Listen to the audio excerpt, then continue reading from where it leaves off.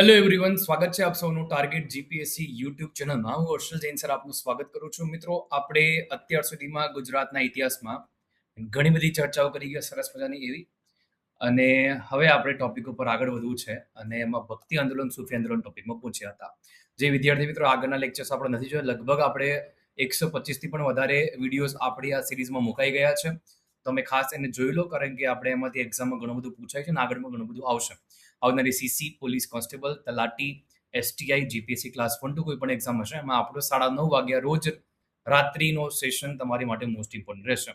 Okay, ભક્તિ આંદોલન સૂફી આંદોલનમાં આપણે છેલ્લે કબીરજી સુધી પહોંચ્યા હતા, ત્યાંથી ચર્ચા કરીશું. ભગવાનના દર્શન કરી લઈએ અને ટોપિકની શરૂઆત કરેલા પહેલા મારું નાનકડું ઇન્ટ્રોડક્ટરી પાર્ટ. મારું નામ હર્ષલ જૈન અને 7 વર્ષ કરતાં વધુ ટીચિંગ એક્સપિરિયન્સ આ ફિલ્ડની અંદર છે અને નીચે આપણે એક્ઝામિનેશનમાં પોતે ક્લિયર કરીશું. સરળ પાઠશાલા એપ્લિકેશન, અમારી એપ્લિકેશન અમારે ડાઉનલોડ કરી લેવાની, જ્યાં તમને ફ્રી ટેસ્ટ, ફ્રી કોર્સ, બધું જ ફ્રી ઓફ કોસ્ટ મળી રહ્યું છે. તમે લાભ લઈ શકો છો, કોઈ ચાર્જિસ નથી. પેનકોલ એપ્લિકેશન ડાઉનલોડ કરશો તો તમારા જે પણ ડાઉટ હશે એ બધા જ ડાઉટ અમે ફ્રી ઓફ કોસ્ટ તમારા સોર્ટ કરાવશું. એના માટે કોઈ ચાર્જ નથી લેતા. તમને જે પણ મૂંઝવણ હશે, બધી મૂંઝવણ તમારે અહીંયા સોર્ટ આઉટ અમે કરાવી દઈશું. ઓકે, આનો કોઈ ચાર્જ નથી. તમે લોકો ડાઉનલોડ કરો અને ફોલો કરી લો ટાર્ગેટ જીપીએસસીને. ઓકે, યુટ્યુબ ઉપર ડેલી સાંજે 9:30 વાગે, હવે રાત્રે 9:30 વાગે અમારી સેશન આવશે.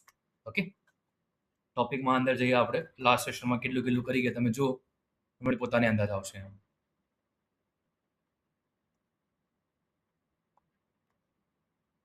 રામાનંદ સુધી કર્યું હતું ને પછી આપણે કબીરમાં કીધું કે કબીરજી છે, આપણે એને નેક્સ્ટ ક્લાસમાં ભણીશું. ઓકે, તો ભક્તિ આંદોલન કબીરની જ્યારે વાત કરતા હોય તો કબીરજીનો જન્મ છે વારાણસીમાં એક વિધવા બ્રાહ્મણીના ગર્ભથી થયો હતો.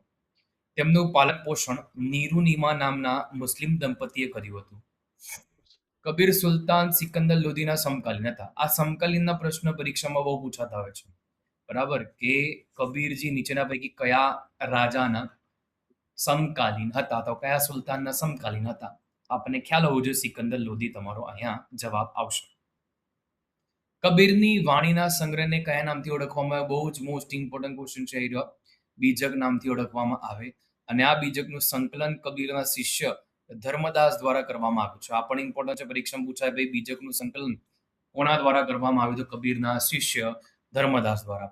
બીજકના કેટલા ભાગ? 3 ભાગ છે બીજકના, યાદ રાખીશું આપણે. આ પણ બીજકના 3 ભાગ છે, રમિની, સબદ અને શાખી. આવા 3 પાર્ટ છે. એ 3 પાર્ટ પરીક્ષામાં પૂછાઈ શકે છે આપણને, તો આપણે તૈયાર રહેવાનું રહેશે. ઓકે, ચાલો ડન. એના બાદ આપણે વાત કરીએ આગળ તરફ. કબીરના ઉપદેશ જે છે એ શબ્દ શીખોના આદિ ગ્રંથમાં સંગ્રહિત છે. બીજકની ભાષા કઈ? સદ્દુકડી. બીજકની ભાષાને સદ્દુકડી કહેવાય. આ સદ્દુકડી ભાષામાં કઈ કઈ ભાષા શબ્દો જોવા મળે? તો બ્રજ ભાષા, અવધી અને રાજસ્થાની. આ ભાષાના શબ્દો આપણને જોવા મળે છે. કબીરે રામ, રહીમ, અલ્લાહ, હજરત વગેરેને એક જ ઈશ્વરના અનેક રૂપ માન્યા હતા. આમને જાતિ પ્રથા, ધાર્મિક કર્મકાંડ, પૂર્તિ પૂજા, જપ તપ, અવતારવાદ વગેરેનો વિરોધ કર્યો. એક ઈશ્વરવાદમાં આસ્થા રાખતા નિરાકાર બ્રહ્મની ઉપાસના પર ભાર આપ્યો છે. બરાબર, નિરાકાર બ્રહ્મની ઉપાસના પર એમણે ભાર આપ્યો હતો. ઓકે, વાત કરીએ આગળ તરફ થોડી. નિર્ગુણ ભક્તિથી જોડાયેલા કબીર એવા પહેલા ભક્ત હતા. નિર્ગુણ ભક્તિ, બરાબર, ભગવાનના નિરાકાર રૂપમાં માને એને નિર્ગુણ ભક્તિ કહેવાય. કબીરજી એ પ્રથમ એવા ભક્ત હતા કે જેમણે સંત હોવા છતાં પૂર્ણ રૂપથી ગૃહસ્થ જીવન પસાર કર્યું હતું. કબીરના અનુયાયીઓને કબીરપંથી કહેવાય છે અને કબીરની મૃત્યુ 1510માં મગહરમાં થઈ હતી. ક્યાં થઈ હતી ભાઈ? મગહરમાં થઈ હતી. ચલો, આટલી સુધી બધાને ડન. પછી આપણે આગળ વાત કરી.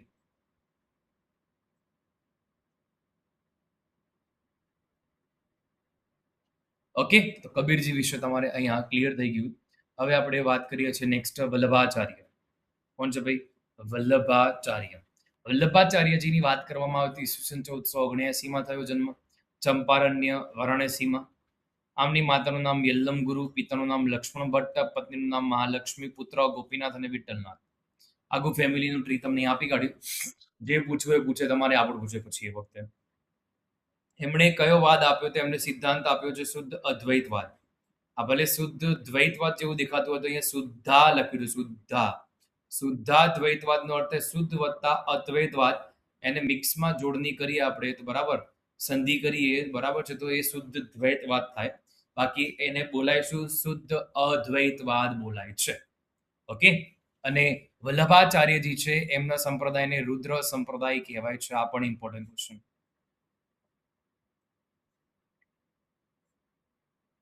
આમને વિજયનગરના શાસક કૃષ્ણદેવરાયના સમયમાં વૈષ્ણવ ધર્મનો પ્રચાર કરી કૃષ્ણની ભક્તિ કરવા પર ભાર આપ્યો. તો આ પ્રશ્ન બી પૂછી શકે કે ભાઈ કયા એવા જે રાજવી છે એના સમયગાળામાં વલ્લભાચાર્યજીએ વિજયનગરની અંદર વૈષ્ણવ ધર્મનો પ્રચાર પ્રસાર કર્યો જેથી કૃષ્ણની ભક્તિ કરવા પર ભાર આપ્યો. તો ભાઈ આવશે કૃષ્ણદેવરાય.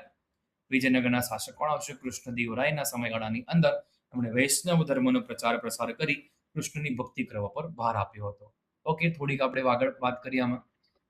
જે વલ્લભાચાર્યજીના ભક્તિ માર્ગને આપણે કહીશું પુષ્ટિ માર્ગ, રાઈટ. પછી એમના અનુયાયીઓને અષ્ટદાપ નામથી પ્રખ્યાત હતા. અષ્ટદાપ અને પૂર્વ મીમાંસાની ટીકા, સુબોધિની અને સિદ્ધાંત રહસ્ય નામની ગ્રંથોની રચના કરી હતી. સુરદાસ વલ્લભાચાર્યના શિષ્ય હતા. પણ સુરદાસ છે એ વલ્લભાચાર્યના શિષ્ય હતા. આમના મતે શું છે? તો ભાઈ ગૃહસ્થ આશ્રમનું પાલન કરતા પણ મોક્ષની પ્રાપ્તિ થઈ શકે છે. બરાબર, આમનું એવું કીધું કે ગૃહસ્થ આશ્રમનું પાલન કરો ને તો પણ મોક્ષની પ્રાપ્તિ થઈ શકે. એમના મતે આત્મા અને બ્રહ્મમાં કોઈ જ અંતર નથી અને ભક્તિ દ્વારા આત્મા પોતાના બંધનથી છૂટી શકે છે. બરાબર, આત્મા અને બ્રહ્મમાં કોઈ અંતર નથી. ભક્તિ દ્વારા આત્મા પોતાના બંધનોથી છૂટી શકે છે. ઓકે, ઠીક છે. વલ્લભાચાર્યજીની વાત કરીએ આપણે, ચૈતન્ય મહાપ્રભુજીની વાત કરી લઈએ. તો ભાઈ બંગાળના નદિયા જિલ્લામાં 1486ના વર્ષમાં જન્મ થયો. એમના પિતા જગન્નાથ મિશ્ર, માતા સચી દેવી હતા. નાનપણનું નામ નિમય પંડિત હતું આમનું. આમને ગોસાઈ સંઘની સ્થાપના કરી હતી. તેની સાથે જ સંકીર્તન પ્રથાને જન્મ પણ આપી છે.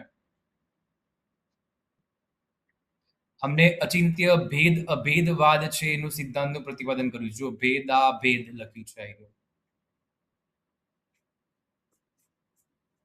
બરાબર, તો આ છે ભેદ અભેદવાદ.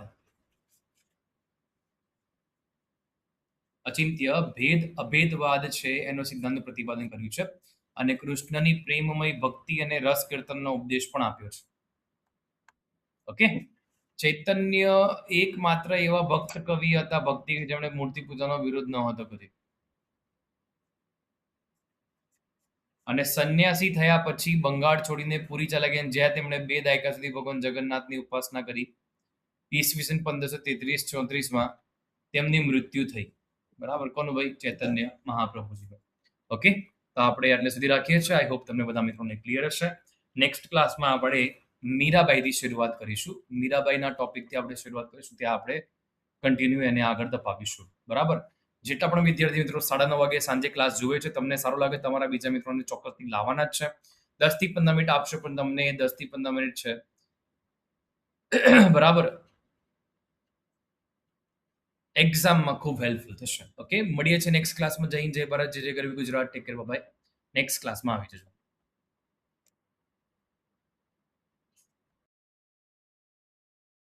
Thank you for watching this video. Subscribe, share and like.